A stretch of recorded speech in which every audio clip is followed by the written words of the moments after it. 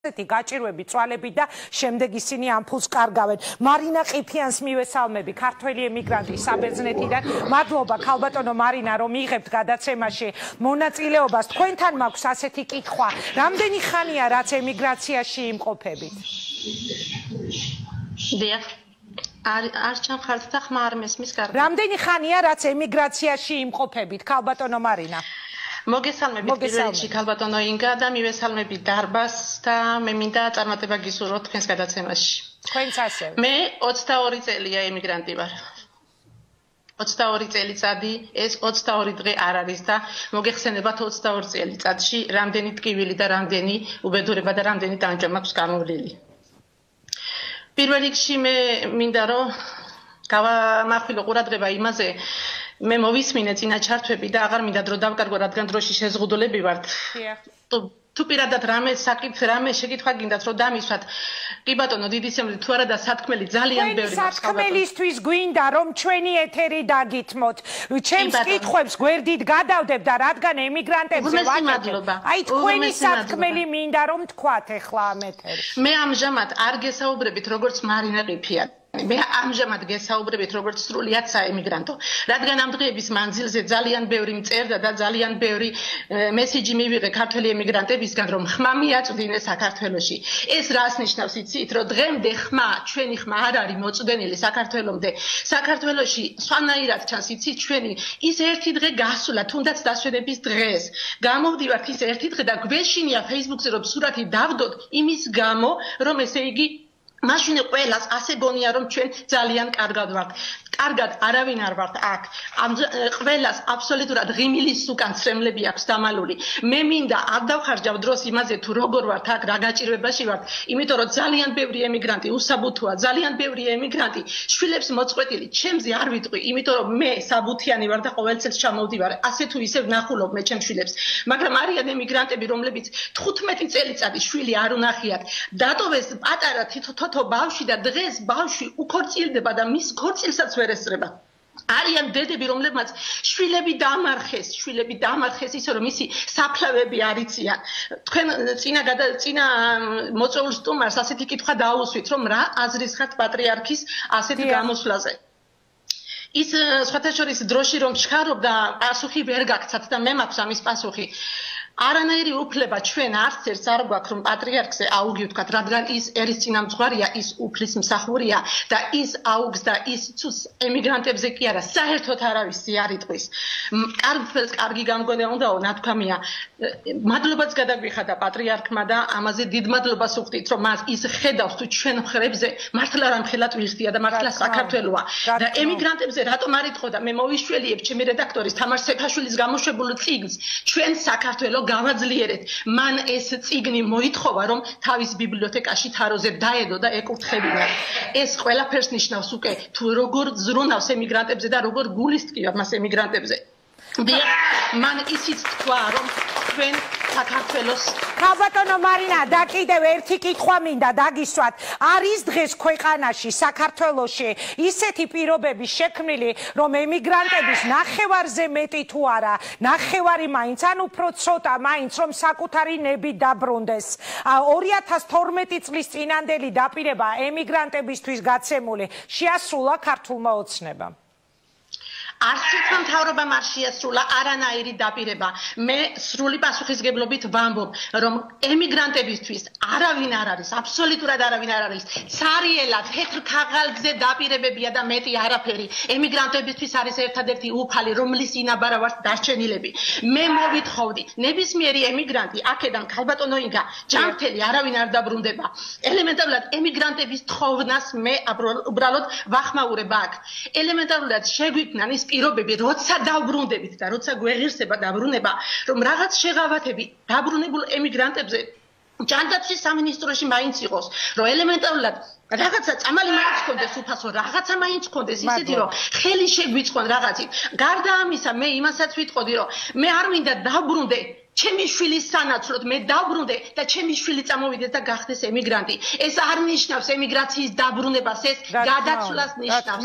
ეს ყველაფერი გასათვალისწინებელია. გარდა ამისა, მე მინდა თქვენ შეეხეთ თურქეთის თემას. სალონიკშიც ჰქონდა მასეთი. სალონიკში ქალმა თავის შესწირა ბერძენის გადარჩენას. ბარშიც მოხდა ასეთი მკვლელობა. ძალიან ბევრი ხდება. როდემდე რამდენი ემიგრანტიღა ჩამოასვენოთ. რამდენი მკვდარი დაიტიროს დედამ და რამდენი შვილი დაიტიროს უნახავი. ჩემი საკუთარი და 6 წლის უნახავი შვილი მკვდარი დაიტირა. ამაზე მეტი რაღა უნდა ვთქვათ ემიგრანტებმა. მე 22 წლის ტკივილს 3 წლში ქალბატონინგა ნამდვილად ვერ ჩავდი. ქალბატონო მარინა, ხო სამწუხაროდ გამიგებთ, ეს არის უბრალოდ რაღაც პროექტი, რომელიც დროში უნდა გთხოვოთ.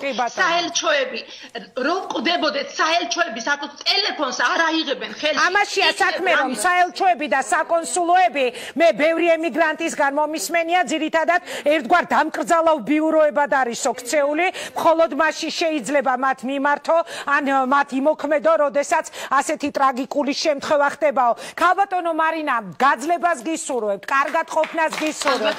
მადლობა.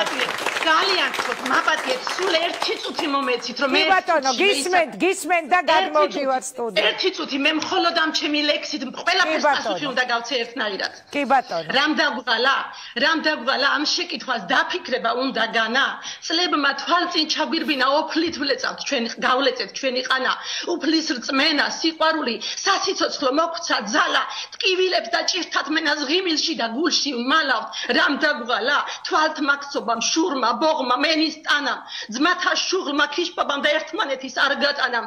რამ დაგვალა მონატრებამ, სიშორემ და წლების დათვლამ, სხვის მიწაზე, სხვისით სისქვეშ, სხვის ბალიშზე ცრემლის დაღვრამ.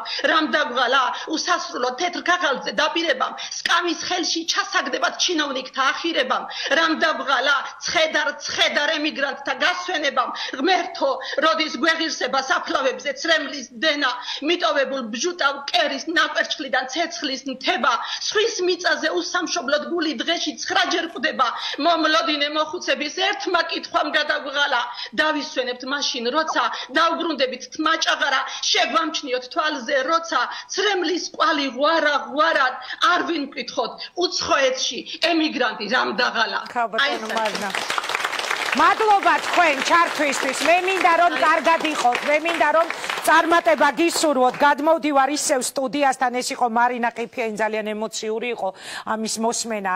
ელნე, შენთან მინდა გადმოვიდე კითხვით. შვილებზე როცა ლაპარაკობენ დედები და როცა დედა არის ემიგრაციაში წასული. ამ დროს როგორი არის შვილის განცდა? მოგესალმებით. პირველ რიგში მოსამძიმრებ ქალბატონის ზიას ოჯახს, გარდაცვალებას და ნათელი და სანთელი მის სულს. ძალიან ძელია ინგა. ემოციებს ვერ ვიკავებ უბრალოდ. 9 წელი იყო მამა ჩემი ემიგრანტი. შემდეგ დედა წავიდა, გახდა იძულებული, 6 წელია უკვე ემიგრანტია. მე კიდევ ბედნიერი ვარ იმით, რომ წელიწადში ერთხელ მაქვს შანსი და უფლება და შესაძლებლობა, რომ დედა ჩამოდის და ნახულობ. ძალიან რთულია. ელნე, როგორ ფიქრობ შენ, არის დღეს ამ ქვეყანაში ისეთი პირობები შექმნილი, რომ დაუშვა დედა ჩამოვიდეს და თქვას, რომ დავამთავრე ემიგრაციაში ცხოვრება, ვაპირებ, რომ დაუბრუნდე და ვიცხოვრო. აძლევს ეს ქვეყანა ამის შანსს თავისუფლად? სამწუხაროდ არა, ინგა. 400,000-ზე მეტი უმუშევარია საქართველოში. 1,5 მილიონი რო დაემატოს ამას, ეს იქნება კატასტროფა. საშინელება ხდება. არა. ეკონომიურად ძალიან ცუდად ვართ. რომ არა ემიგრანტები ჩვენ ნოლზე ვიქნებით. გეთანხმები კი ემიგრანტების. რას ეთყობი ეხლა დედას? მე ვიცი რომ დედა გიყურებს. დედას ვეტყვი რომ ძალიან მიყვარს და გამძლეობას უსურვებ. არა მარტო დედას, ყველა ემიგრანტს, ისინი არიან გმირები. მადლობა ელნე, კიდევ დაგიბრუნდები, მოდით მე აქეთკენ გადმოვალ. ეხა ქეთი ჭარელიშვილი ემიგრანტი საბერძნეთიდან, პატარა გოგო და 7 წლის განმავლობაში მან მოახერხა, რომ იგი ემიგრანტად ცხოვრობდა საბერძნეთში. ძალიან ემოციურია ჩემთვის, არ ვიცი, ასეთი გადაცემები ნაკლები მიმყავს ხოლმე უფრო პოლიტიკურ თემებზე როცა ვსაუბრობ ემოციებს გვერდით დღეს ძალიან მიჭირს წაყვანა რა სიტყვით მოგესალმებით მივესალმები მაყურებელს ასევე დიდი მადლობა მინდა გადაგიხადოთ მოწვევისათვის უღრმეს მადლობას გადავხდი ჩემი ბავშვობის მეგობარს ემიგრანტების იმედს შოთო სიხარული